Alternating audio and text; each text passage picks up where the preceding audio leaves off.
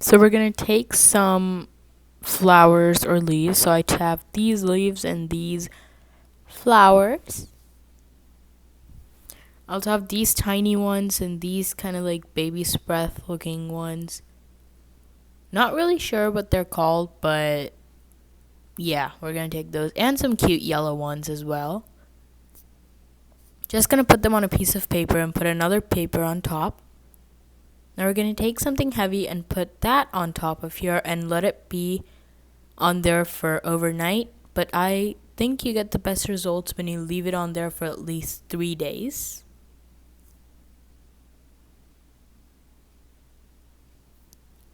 So a few days later, this is what they look like.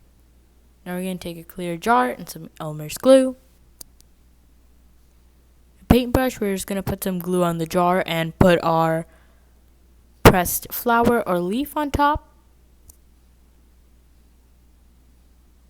And add more clear glue. You can use Mod Podge as well. I just prefer using clear glue. Just like this. This is how mine looked out. You can decorate this however you want. You can put all leaves or no leaves. You can do a lot of flowers or just anything you want. And what's great about this craft is it's totally customizable and it's a great gift as well. You can also put something inside of it, like flowers or anything, honestly. So that's my jar. That's it, guys. Be sure to watch my other videos. See you when I see you.